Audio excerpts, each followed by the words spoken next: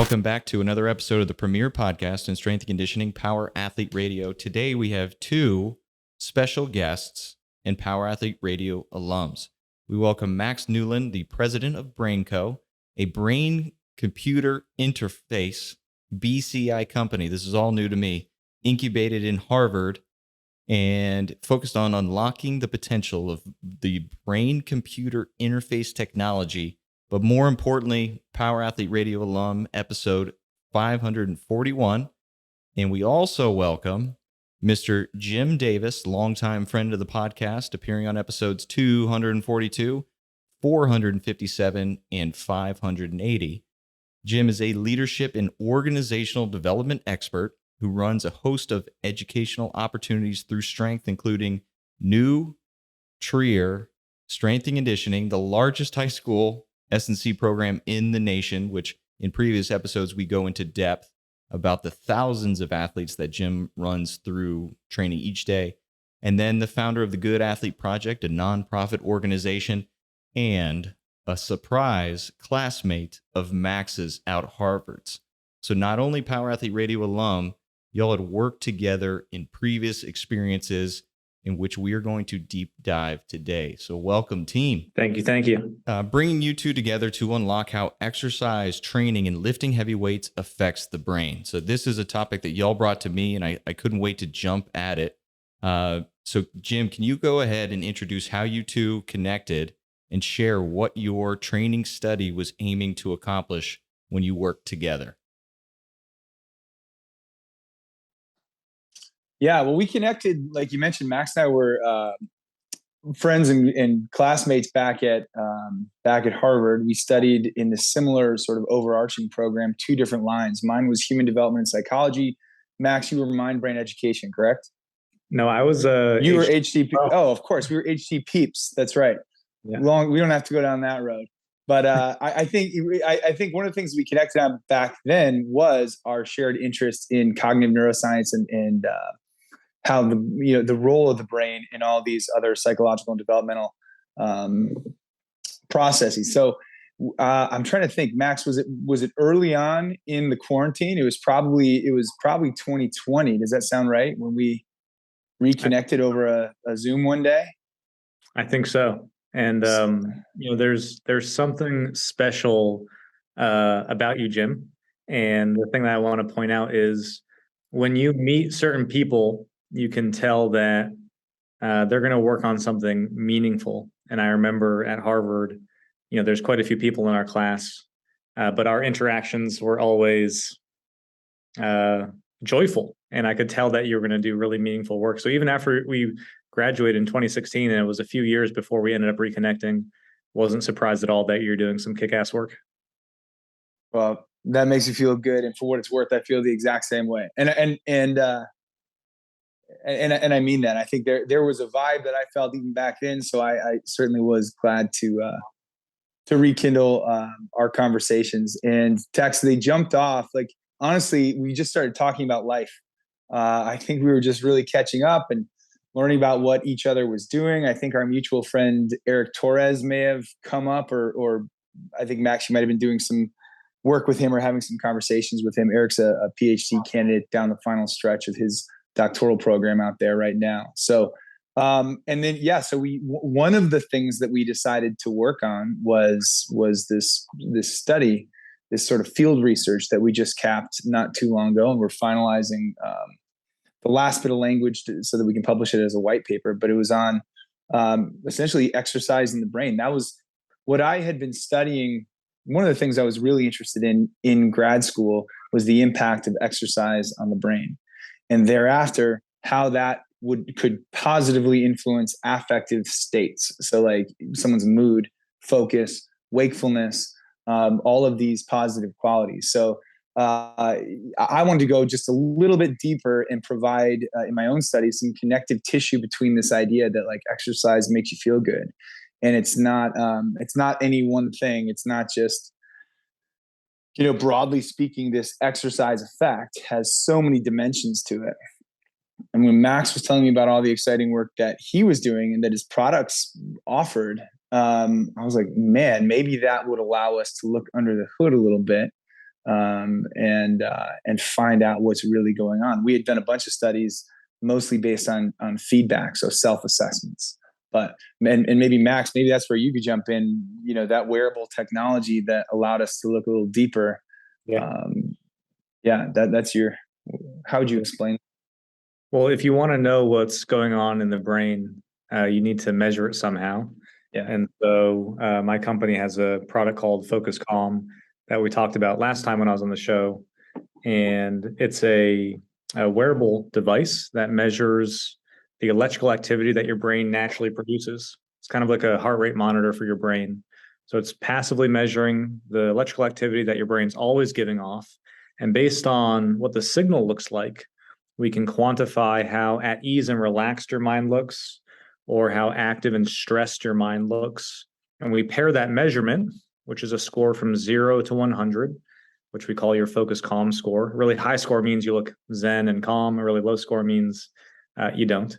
And we pair that measurement with different teachings from sports psychologists, meditation teachers, breathing experts, as well as a variety of brain games to teach people these skills of relaxation and focus so they can feel better and perform better.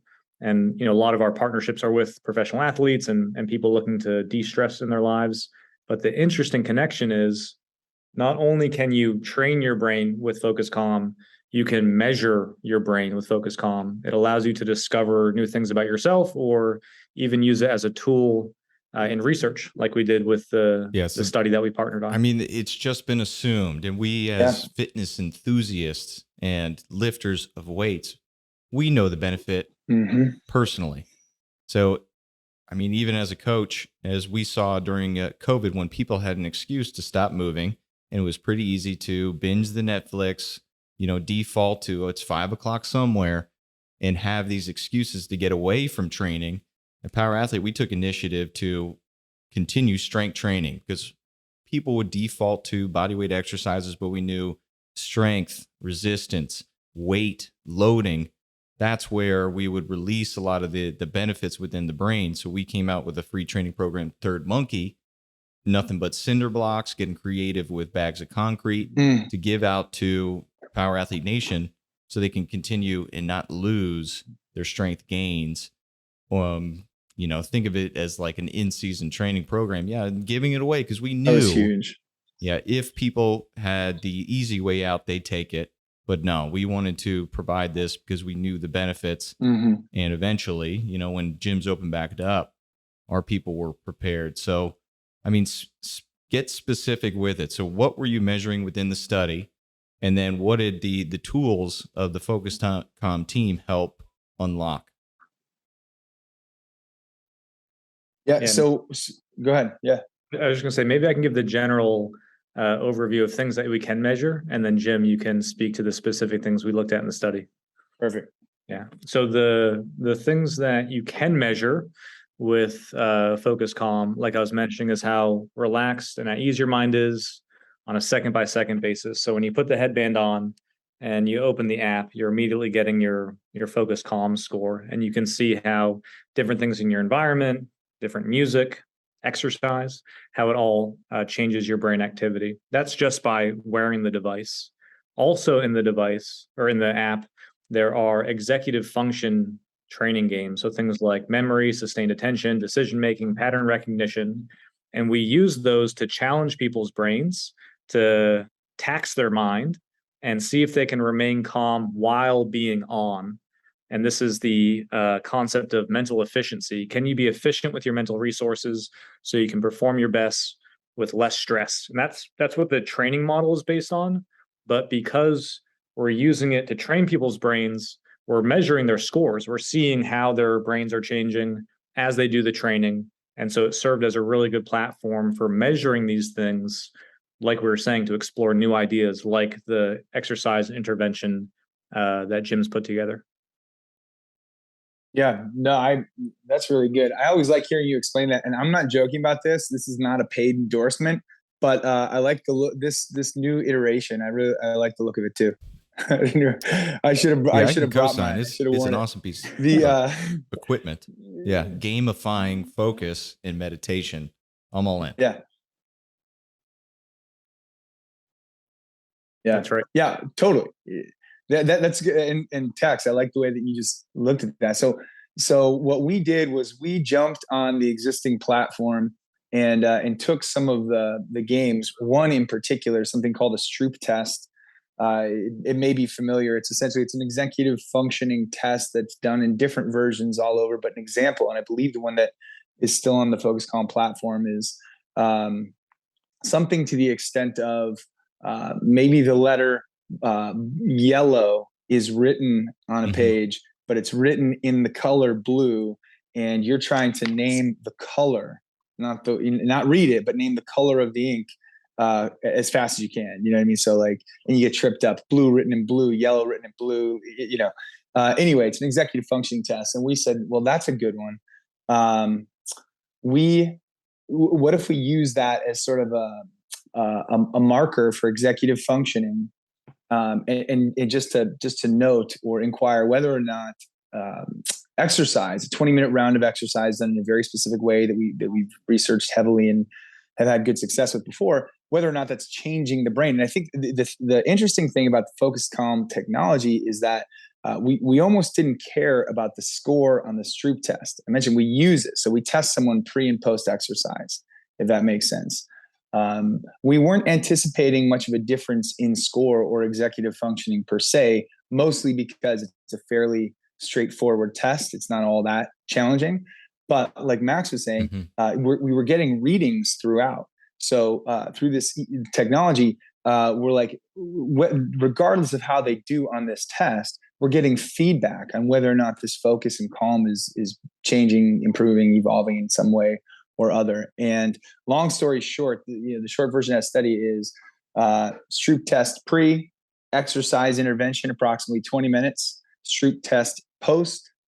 Changes on the Stroop test had a very small uptick in improvement, but pretty much stayed the same. Again, not really what we were after. But the Focus Calm scores were jumping like an absurd, like 30% plus. They were just straight up moving. And it was almost embarrassing. It was one of those things where it was like you have to double back to make sure, the results were so good. You have to double back to make sure you didn't get something wrong. So ran the numbers a couple times, and it was like, no, this stuff works. Exercise done in this way is making quantifiable changes to the way our brains are behaving and working. So it was pretty astounding. Well, what was the training, man? Surprised. So that goes. So we just called it our baseline exercise intervention. That is the thing that I was chewing up journal studies, like whatever I could get my hands on back in grad school, trying to figure out what's the MVP, the minimum viable product for exercise to accomplish a certain level of impact. It's important to note that like a lot of the training that we all have done before, training for sport, really intense stuff, would probably move you. It would accomplish something different. And you can imagine an hour-long football practice, running 10 miles, at least for someone of my stature. These would probably push me out of the threshold. These are intense enough that they would change my capacity for training. They would certainly accomplish something specific, but it wouldn't necessarily be the immediate improvement in focus, calm, mood, and affect necessarily. What we looked at is like, we wanted to find a 20-minute round of exercise that could be used in schools. It could be used in organizations. It could be used in anyone's day. Like you just want to change your state, pop up. Here's what it looks like. We call it the 8282 model. We may have talked about it briefly way back in episode 200, whatever that you talked about. We were working on it back then, but it's essentially 8 minutes of steady state work. So like running, 2 minutes of relatively high intensity strength training. And I just like to, when I do the thing, I always like to have people do mostly body weight, but if we, flipping tires, bear crawls, body weight type stuff, you might call them primals, something akin to your power athlete primal movements. Another 8 minutes of steady state, and then 2 minutes of balance. So 8282, and we're trying to work responses all across the brain, uptick in blood flow, uptick in not to get too I don't want to nerd out on this. You can give me the signal if I start to, but dopamine, serotonin, norepinephrine, tiny blips of acetylcholine and different things that have all the, a deep body of research associating them with improved cognitive performance, mood, affect, etc. And like we've all sort of agreed, we all kind of get it. We've all felt it, and we wanted to put numbers on it. Because you could say that, okay, so even in a laboratory, if you were to use exercise to stimulate dopamine improvement or improved dopamine quantity, like more dopamine free flowing throughout the brain, unless the person actually feels better, then who cares to some degree. So not only are they reporting they feel better in the areas of mood, focus, and wakefulness, but we have EEG reports showing improved scores in these ways. So that's our 8282 model, and it freaking works. And we knew it, but now Focus Calm has helped us prove it. Yeah, missions to take this to schools. I know you're up in the Chicagoland area, and there's a book, Spark, that spoke on, and believe it or not, our old pal Luke Summers was a part of it without him even knowing. The Naperville School District putting in exercise as like a 0 period for the kids that needed the attention and focus, and then would they improve in their school throughout the day? And then they started including like socializing.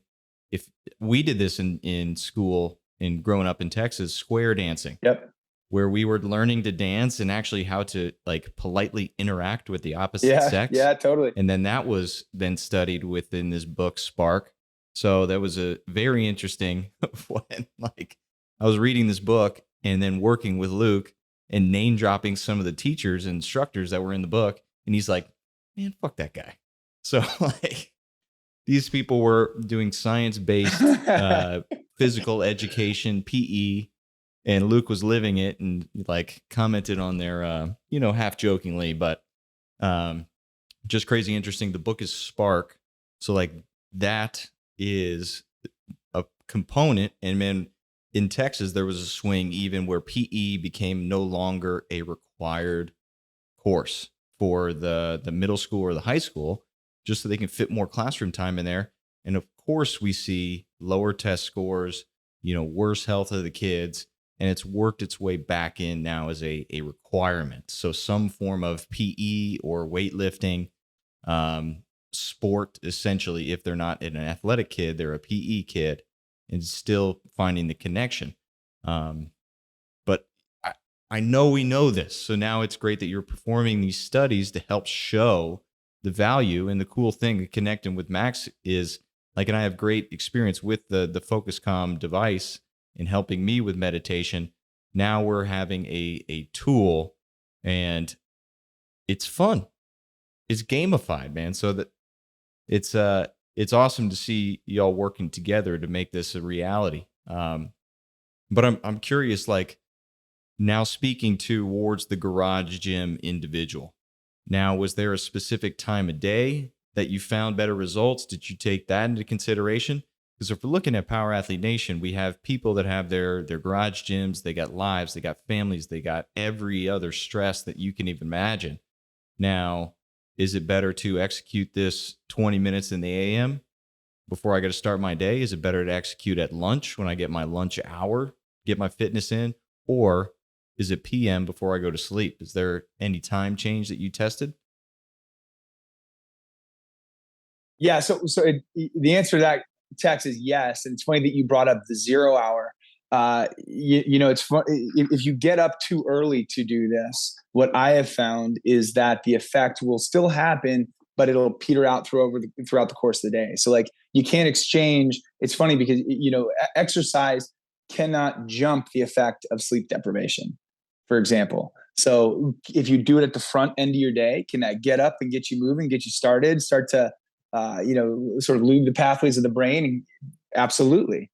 But if you are not well rested, it might make you feel good temporarily, but it can't overcome the processes that occur during a good night's rest. So that's a great question. I think one of the things that I was interested in, and Max, we both are probably seated more than either of us want to be these days, but to create something that could be used at any time of the day. Like instead of instead of another cup of coffee at 2 p.m., can you find a half hour? And if you have a half hour, what could be done? Do I just need a quick recharge, mindfulness, jump on the app? Do I want to do that and get up and go for a walk or move around? Do I want to put some gym shorts on and do a little bit higher intensity to give people ownership over, what the idea that what they do with their body can impact the processes of their mind, can impact their behaviors and the way they feel, is incredible empowerment. So the answer is, I think it's good at any time. And the follow-up answer is depending on what you want to do with it. I think, like you mentioned, Max, what do you think about this? When you were in high school, I personally would not have wanted to wake up another hour and a half early to go exercise before school, well-intended as that may be. What do you think about that? It would not have been possible. Fair enough. But I think the point that you're speaking to is related to one of the concepts that's core to this whole thing, which is you can change your brain. Yeah, and there it is. The inputs will change it. Just like exercise inputs change your body, a little bit is better than none. The inputs to your mind will change your mind. A little bit is better than none. So if you can get it in, get it in. Are there going to be ways to optimize? Sure. But get started first if you're not. And what we have found is that as little as 7 minutes per day will get you significant results. And this is how that works. There was a study out of University of Florida, Dr. Amishi Jha. I believe she was working with military personnel, putting them through mindfulness training. And what she found was the folks who do 12 minutes of mindfulness per day were the ones seeing benefits. If you weren't racking up 12 minutes, you probably were not going to see many benefits from doing this training. What we have found is that it only takes 7 minutes of being in this high focus, calm zone to see the results of your practice. And this is why. When you do 12 minutes of mindfulness, it's hard to say the quality of that time. Maybe you've tried meditating, you sit down, close your eyes. At the end of your meditation session, 20 minutes later, you open them and you ask yourself, did that do anything? Was I actually making any progress? Unless you're really sensitive or more practiced, it's hard to know. Even if you are practiced, it's hard to know how much time you were spending in different brain states. So with the headband, because we're measuring it, we can make it more efficient. And so out of that 12 minutes of practicing, who knows the quality, if you can get 7 high quality minutes of being in this high focus, calm zone through the games, through the meditations, through the sports psychologists, lessons, through the breathing exercises, if you can rack up 7 minutes per day, you're going to see these benefits. So to tie this all back, I think it's Tex, your question about time of day. I would echo the point that what you're saying, Jim, some is better than none. There's probably some optimization, but it's probably more time efficient than you even imagine. And just getting it in, making it a habit, that's what's going to count. Max, would you agree that it's a lifestyle set of decisions too? I'm almost envisioning a scenario where if you had ownership over your physical state and you could spend 20 minutes getting to that place of focus, calm, and then begin the training, is it possible that you'd get to that 7-minute zone quicker? Yeah. So when you train these mental muscles of relaxation through the app, what we can see is people get better at entering the focus calm faster, staying there longer, and getting into that zone more deeply. And from the study we did together, we saw that exercise helps to increase your focus calm score, get there quicker, stay there longer, get there deeper. And even subjectively, we can all remember a time where we worked out and it was the right level of intensity where afterwards we felt better. We felt more energized. We felt rejuvenated. It wasn't such a hard workout that we were like on the floor in a puddle of sweat.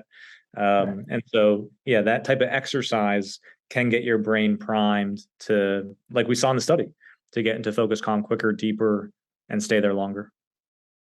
It's actually interesting. And Texas, this was not like queued up. We're just kind of throwing the ball back and forth here. The mind and the body, I mean the parallels between the two, the mind is a metaphor for the body and vice versa.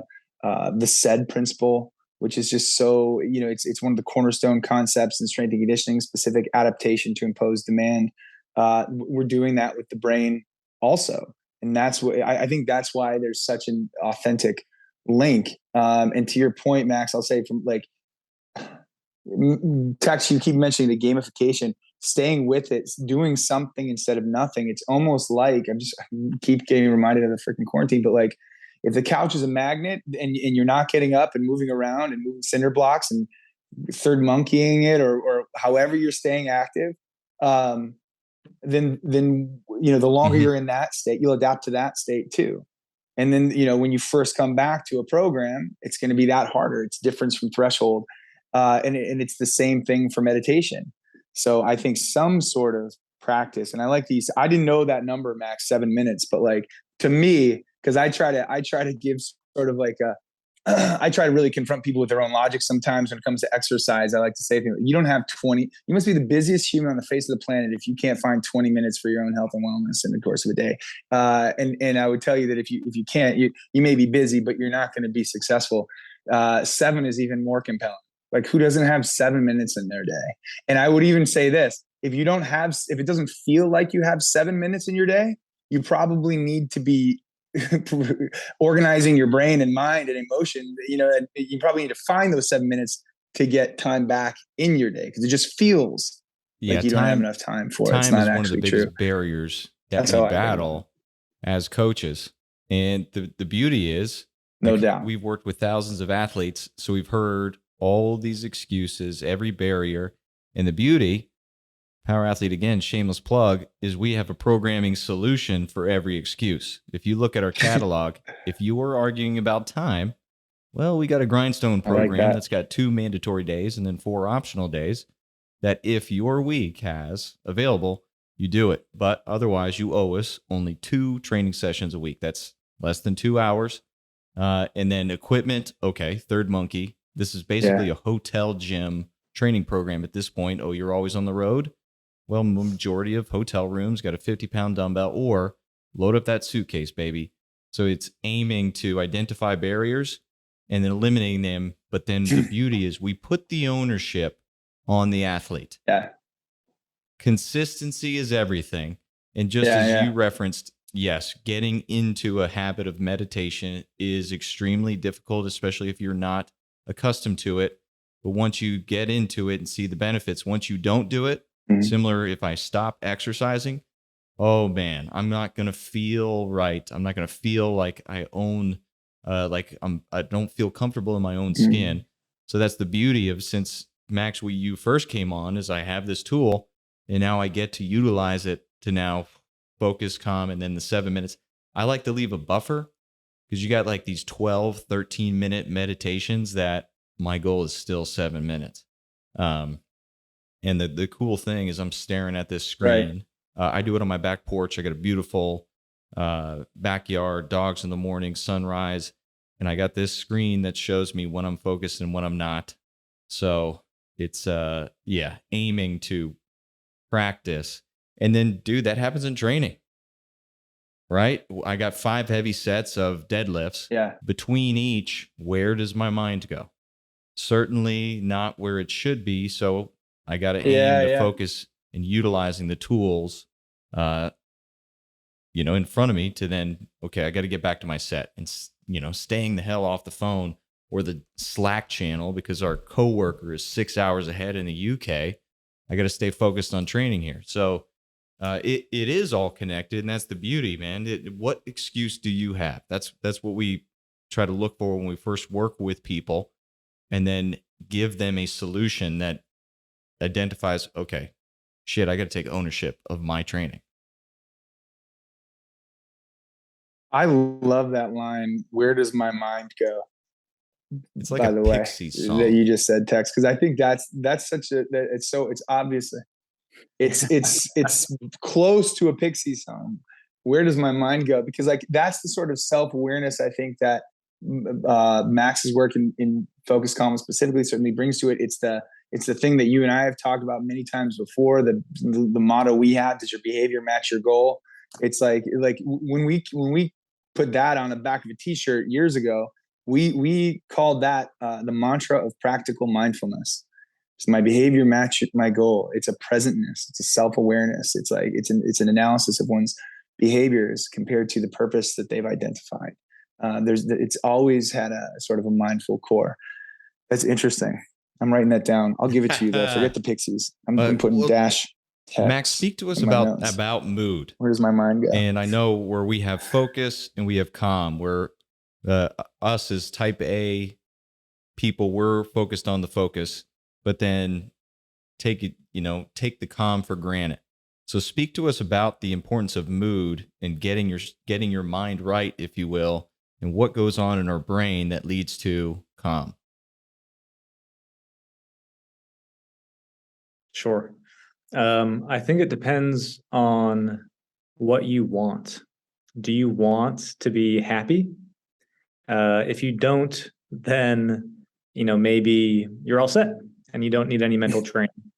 If you want to be in a better mood, if you want to be more at ease, and you want to enjoy your time more, if you want to get through your day with less stress, if you want to end your day with more energy, if you want to have more seamless interactions with the people that you love that are in your family or your friends, that's all mindset.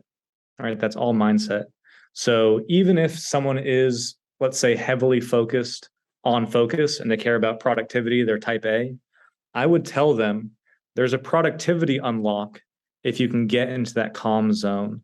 Because when you're in that calm zone, you're going to burn less mental resources, have more endurance. You're going to be able to get through your day with more energy, and you're going to be able to enjoy more of your day because you're not going to be burnt out.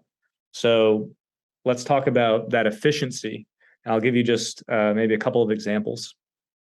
The starting work with Focus Calm was with an organization called Formula Medicine, which does the medical care and the physical and mental training for F1 drivers, as well as a lot of other Formula drivers and other elite level athletes. And their concept is mental efficiency.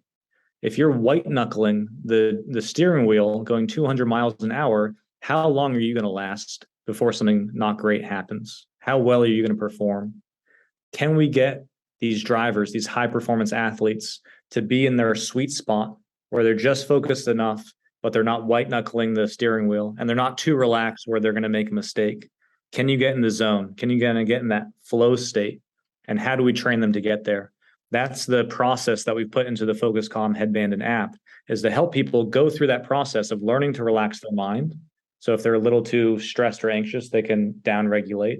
Having them practice entering that state with the brain games. For example, make a campfire grow bigger by getting your brain into that focus calm zone, or make a rocket ship fly by getting your brain into that focus calm zone. So practicing that state, and then challenge your ability to stay calm under pressure with all these executive function games like the Stroop test that we used in the study with Jim. So this process of learning to relax your mind, strengthening your ability to get into that zone, and then challenging your ability to stay calm under pressure will give you this skill to transfer into the rest of your life of being mentally efficient. Can you be on? Can you be using your executive functions? Can you be working? Can you be training while still remaining calm, not burning your reserves? And so for the productivity person, for the type A person, I would say to them, yes. And if you really want to get good, like these F1 drivers, you need to be able to stay in the pocket. And how do you stay in the pocket? It's by simultaneously, yes, training your focus muscle, but you also need to train your calm muscle so you can stay in that window of tolerance where you're not burning out, where you're able to focus, you're able to perform, but you're reserving your energy for the task at hand, whether that's training or the rest of your life.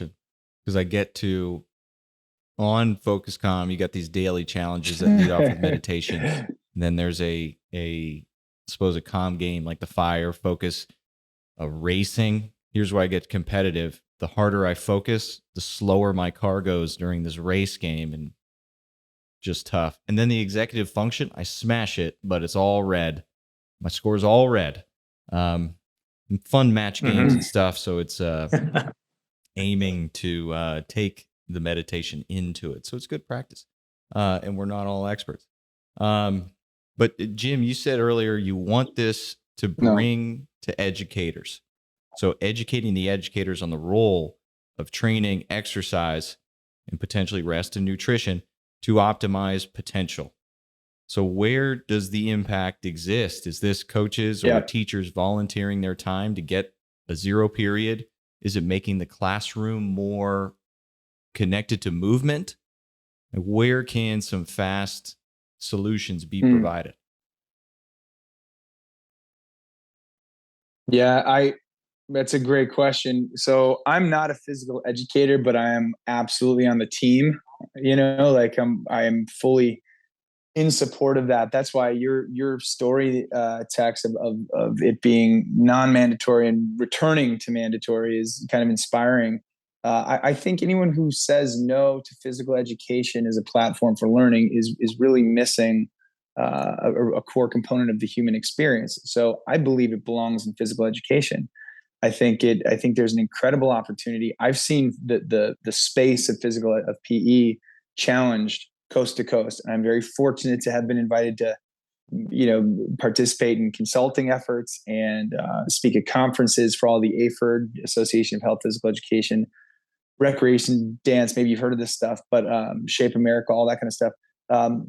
So I'm talking to physical educators all the time about what they're seeing. What they're seeing is the platform being challenged. People, like you say, prioritizing math and science over physical education. Well, as we've discussed, if you don't get your physical self right, your capacity in math and science goes down. So I think there's a way for physical educators to really understand what's going on and nestle into the greater ecosystem of the school and say, this is not a distraction. This is not just a de-stressor from academics. This is empowerment for a young person for life in its essential understanding. And I think the more we can provide this sort of research, not opinion, but quantifiable, work, the more we tee people up to have those discussions with department heads and then higher levels of administration and boards of education. But yeah, I think it belongs. I think this sort of work belongs in every school, period, end of story. And I think that's only the start. That's like the foundation. I think if you really get creative, once it's there, you can begin considering it as an intervention in all of the other nooks and crannies of the school. If you've got a kid, well, this is unintentional, but this book, Delivered from Distraction, it's actually co-written by John Rady, the Spark author, but it's all about ADD and ADHD. And one of the biggest, AD, just to go down that road temporarily, because I think an unknown but incredibly high number of people have some sort of attention difference, and that's why when I work with people, that's actually what I call it, not a disorder, a difference. It usually it's neurochemical, and the primary neurochemical that's received differently or is dopamine, which is like one of the best ways to kickstart dopamine is through exercise. Novelty, exercise-induced neural enhancement, you can really get that thing moving. So I say that because all of a sudden you've got this thing that's like a standardized part of the day in physical education. Teachers should know it. Kids should know it. Families should know and support it. So I believe there should be community outreach all the time. Well, then once you have that foundation, now you can really start to get creative. Well, Chris has a double period science class, 6 hour. Okay. Maybe we schedule an intervention or put his PE class 5th hour, get his mind right. So, put him on a better trajectory. We do that sort of, these multi-tiered layers of support all the time. Exercise belongs in that conversation. Yeah. So. I think the trend or the theme is preparing kids for their future and for success. And they need exercise for their general well-being, their physical health, their emotional well-being. They need practices like in Focus Calm for their mental well-being, for their ability to focus. All these things come together because, like we're saying, exercise impacts the brain. And if we think about if the job of education is to prepare students for a successful future, then all these pieces of the puzzle need to be there. And one of the things that we do with the headband, we have another business called Neuromaker, which takes the headband into schools, not to use Focus Calm necessarily, but to teach students about science, technology, engineering, mathematics through the lens of neuroscience. So they get to hear about these F1 drivers using the headband to drive really fast and perform really well. And then they get to use the headband to learn coding or to build prototypes using the headband and to run experiments. And so one of the things that I think is true for both the work that we do with Neuromaker and the work that Jim does, I think the important theme is how do we prepare students well? And I think this more holistic approach, I'm optimistic that things will bend towards this more holistic approach to get kids ready for a happy, healthy, successful life. I couldn't agree with that more. In fact, Max, you remind me. I've been saying for a while. I think there'll be classes on a few things will be needed in education. Classes on how to differentiate actual news from fake news and how to navigate social situations. I've said for a long time, managing one's focus in a world where artificial tugs at one's focus are on an exponential rise is like that's going to be taught in schools, and that's what you guys are doing. Yeah, I think. Yeah, I was noodling about this over the weekend. I was like, if I was thinking more about higher education, like university. I have a lot of people I know who don't use their degrees at all. They went in a totally different direction. They may or may not have needed to go to college. And I was thinking about, well, what do people actually need? And my quick pass at it is they need the ability to communicate through written word, like emails, and spoken language, so they can have good conversations. The ability to communicate in the sense of conflict resolution, because at work there's always going to be tensions, and how do we navigate those? Even our interpersonal tensions outside of work, that's a really important skill. If we bundle that under communication, and then they also need to know about managing their time or project management. How do I get things done? How do I manage a project? And I think if you can get these two things, then you can learn the skills for other jobs. But I think the point that you bring to the table, Jim, which I agree is, there's a whole other realm of, first of all, the physical side. You also need that, I believe, in order to be happy and healthy. And then this idea of like information filtering is also really, I think, appropriate given the time that we're in. Given the time, and even in project management, that's probably summed up in project management, differentiating good feedback from bad. I just published an article. I'd be happy to share it with you guys. Leading well depends on the wellness of the leader. And the only thing I would add to what you just said, because I agree, Max, I think that's it. That's the cornerstone of education. I would and have pushed for at high levels of big schools. We cannot forget about health and wellness and training and like the body. One of my positions is best laid plans always fall victim to implementation. One of the most obvious levers or components of the way that we implement a process or interact with the world is our physiological state. If we're on 2 hours of sleep, we manage a project differently. Our ability to be empathetic or communicate, all these things will either be enhanced by or downgraded relative to our physiological state. So I think I agree. I think that's I think that those pieces all fit together. There you go. We just fixed education. There it is. Yeah, I think there's a disclaimer here. I'm not an educator. I'm not an administrator. I have a team of people that work with hundreds of schools in the country, and they know their business, and they see those challenges day to day. This is just some gentle musing. And there is such a deep appreciation for the difficulties that educators face every day. It is nuts, the kind of competing commitment that exists in that space. So by no means is this easy, or are we kind of like, yes, we know the answer. But just some food for thought. I think that's and a big theme with Power Athlete Nation is personal responsibility, personal accountability. So we wouldn't leave it on the school and use that as an excuse for our household. So with that in mind, and Jim, I pulled up your article. I'm gonna dive into this. So now thinking of in the theme of personal responsibility.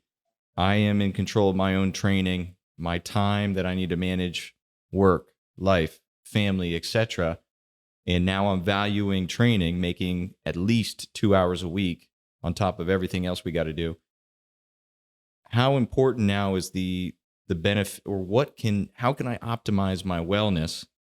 Like Max, we spoke in depth on Focus Calm, but is that meditation, is that 7 minutes of mindfulness, can my 20 to 60 minutes of training be, can I be mindful within that then counts towards my 7 minutes? Like, how can we make the most for the individual to take personal responsibility for their wellness, not just their physical strength and capacity, but also their mind? That's really interesting. So I would say that's the start of a whole new podcast. I don't want to take us down the road too far, but I said we have, as a Good Athlete Project, we have something called a high order performance framework. And we may have talked about this, but at the base level, the foundational level, we have eat, move, sleep. And really what it is, it's a framework for self-awareness. So we talk people through this. What's missing from your life? Is it the language communication level? Is it what we call the gap capacity level? Is high order performance? Really, for the sake of this conversation, what's missing more often than not is something on that foundational level. So how do you take care of these other things? The human experience is infinitely complex. So I hate to be lame, but I would say it depends.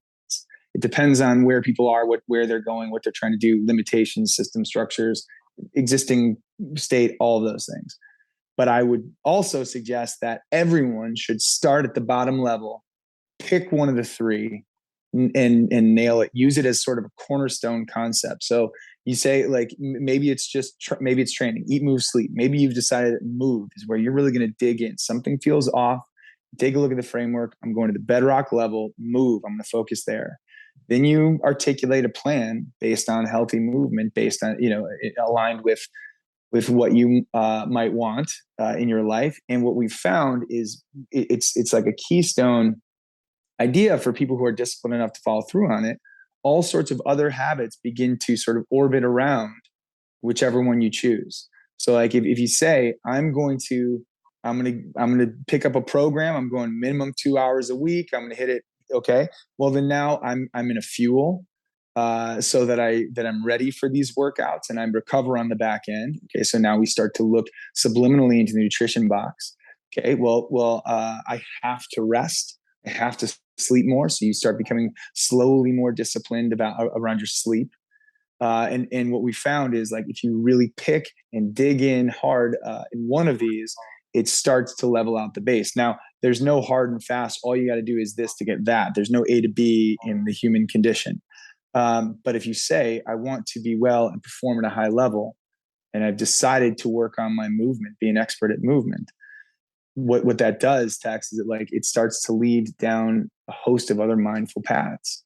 So maybe I'm incorporating more mindfulness into my life, because this is a real thing. I know a lot of people, especially post-career athletes, who have anger issues, and they love to bang weights and they love to train. And when they do that, they eventually will reach the level of self-awareness, especially if they have support and can talk to people, where it's like, I continue to do that. Maybe I need to supplement that with some sort of mindful attention or mindful training. What am I putting into my body from a nutrition standpoint? Why am I so ornery all the time? Maybe I need to sleep more. Anyway, point is, Max used the word holistic earlier in regards to education. I think we're doing that on an individual level all the time. Yeah. So that's what I think. So it's complicated, but once you've got your avenue, I think, and this goes directly with the power athlete mindset, it's like, once you've taken some time to set up the track, freaking run, go down it. And that leads to all sorts of other positive benefits along the way. Recently we did a competition amongst the team. It's called Hammer 90. So 90 days of dialed in nutrition training and some form of wellness. And I had this awesome tool from the Focus Calm team. So it was 90 days diving into meditation. So I took that as my focus and attention. And this is coming from the research of Dr. Michelle. She's from University of Michigan. We just started on the podcast Seeger. So it was adding healthy behaviors leads to behavior change. So not like eliminating drinking, XYZ, eliminating sugar. No. She's like, I need you to add healthy behaviors that then start to, as you're speaking to, Jim, affect the rest of my lifestyle. So if I'm dedicated to waking up and leading off my day with my mindfulness training, my exercising, or committing to, Saturday mornings, I'm going to go play some rec pickleball, which is awesome. That affects how I operate my Friday evenings to stay away from things that would affect my performance on Saturday mornings. Totally. So adding in these team activities, adding in mindful behaviors led me to success that, was taking away fun stuff that was, negatively affecting my performance and recovery as a 30-something aging Division III athlete. But so I see what you. Oh no, I peaked. About to hit his prime. But I see what you're saying. But tip of the cap to Max and how that helped me. I think I won the competition, but it wasn't a who won. It was just heck yeah, working together. It's a battle of wellness. Yeah, and would you guys agree that as we talk through this, it feels like there's something that we've just all articulated in the realm of loss aversion? I mean, is that a familiar concept? Loss aversion, right?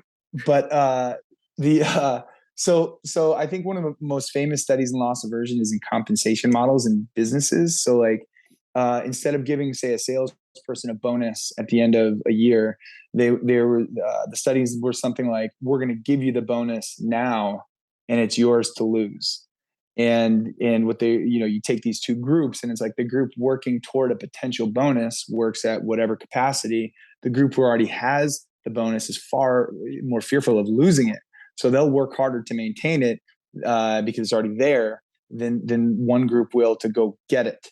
And there's something interesting about just committing to something, like you just said. Like I remember, when I was in college and trying to play post college, and I got a good workout in. There's no question that impacted the decisions I made that night on, say, a Friday night. There was a ripple effect because I feel like I've just added to my physical bank account, and I don't want to make a withdrawal right away. There's this loss aversion idea. So committing to that. What did you call it? The nutrition training 90? And coaching thing. We're getting out there. We test everything in-house before we give it to people. That's how we know it works. Or if adjustments need to be made. Smart. The theory doesn't necessarily match the result. But cool. Max, any notes for people to take personal accountability of their wellness and, on top of training, of course, but what else can they do?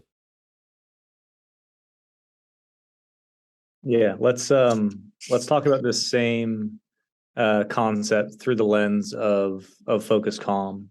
So the core, again, is you can change your brain, right? The feelings that you have, the way you react to difficult problems, and the way that you carry yourself, the way that you are in the world, the way that you communicate is, I don't want to say dictated, but heavily, heavily influenced by your mindset. And your mindset is something that you can affect. And you need to realize that you are in the driver's seat. In the same way that we talk about being in the driver's seat, taking responsibility for your physical training, if you want those other benefits, you need to do the same thing for your mental training. It is all up to you. It is totally up to you.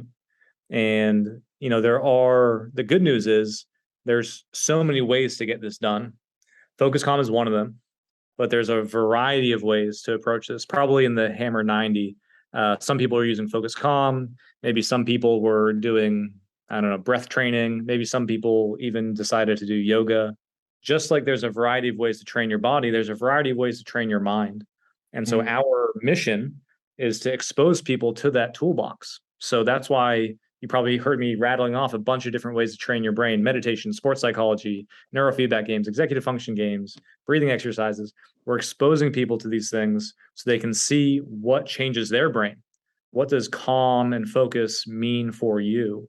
And when you find the thing that you love, or the thing that you like, or the thing that you gravitate towards, it's going to make it easier. But it really does boil down to the same principles that come with getting physical training done. It's the same principles for mental training. You need to make the time, hold yourself accountable, build a habit, build that momentum, and the benefits will come. What we see is it takes about 20 sessions to see statistically significant improvements. So just like learning any new skill, once you get a certain number of practice under your belt, then you can really look back and see, wow, I really have changed. And for what we've been able to tell, doing tests with workplace people in the workplace, doing tests with teachers, doing tests with professional athletes, 20 sessions seems to be the magic number to get that training in to see the benefit. Mm-hmm. But yeah, you're in the driver's seat. That's the good news. Can I share I just drew something that you reminded me of, Max. Is that okay? Can you see this at all? Yeah. So this has become a huge part of our training recently. It's just like this. It's essentially this recognition that at the core of an experience is a mindset or a set of mental models. Just beyond that is a skill set, and then just beyond is behaviors. And I think far too often we're wrestling with the behavioral level. Well, he said this to me and she did that and it made me upset. And all this stuff, when it's like, do you have the skill set? And then I think most importantly, because it's the most major lever you're talking about, the mindset and the core central mental models of focus and calm and steadiness that allow you to be your best self in those ever increasing ways. I think, I think that's what it is. And I just want to double down on one thing you said earlier too, Max, that idea of, okay, so 20 sessions, 7 minutes, you'll see quantifiable results. That's what your data has shown, correct? Yep. So like, I do keep coming back to to the person who would say, I don't have time for that, is probably someone who's wrestling with all the behavioral level stuff. And that's why I was saying earlier, like you need to make time for that. You have to come back and reimagine the mental models. The bandwidth, the not burning resources metaphor that you used is just so right. Tex, so can you imagine someone, are there times in lacrosse when you have to jog? I would think like you're not a full dead on sprint all the time, correct? Fair enough. But you get it's the same thing. It all comes back to for me, it's like empowerment and self-awareness and self-management and ownership. All of our discussion is aligned on this, I think, because it's like you want to build a capacity to go 100 miles an hour when called upon to do so, but you probably shouldn't be doing that all the time. Otherwise that capacity will no longer be there. And if you're using all your mental resources, to Max's point, stressing about all these other things, because your ultimate question for high performers is, why is calm important? If you're using all your mental faculties and resources, stressing about stuff, then all of a sudden you're called up to bat and you don't have it. The tank has been drained. Oh yeah. It's just a really powerful metaphor. Yeah, I made a note of that too, Max. I'll attribute it to you. You see how their lives outside of sport come in and affect their ability to perform, focus, no question, and be consistently the kid that they are. I think a good note to end on is this 20 sessions. If you're able to commit to 7 minutes a day for 20 days over the course of a month, right? Real life does get in the way. Then you can start to see results. One of the things we say often in Power Athlete is, how long does it take to get strong? A lifetime. But what comes with being strong is all these other benefits in our lives: order, household, nutrition. We create a culture of physical training and fitness within the family, because your kids see you and they're only normal is parents that lift heavy ass weights. So while my goal may be to get strong, what's the ripple effect? And if we're committing to 20 sessions, what is the ripple effect then am I sleeping better? Am I not losing my focus and attention? Am I staying calm in stressful situations, sport, work, anything? So it's a good, I mean, it's a real ask. And like if I'm looking at teachers, also we said the earlier goal. So if I'm an educator and I got 45 minutes to 90 minutes within my class, what's 7 minutes of it, and how can I turn that into a movement and an interactive game that then ultimately leads to why I'm an educator in the first place? Like, so I think that's a good note to wrap it up here, guys. But I hope this is not our last time conversing. As we've experienced here, we got a lot. I got a full list of notes here to dive into and read more. Hopefully, we can bring it back together and discuss. Love that. Love it. Absolutely. Great to talk to you guys. All right. That's another episode of the premier podcast in strength and conditioning, Power Athlete Radio. Bye.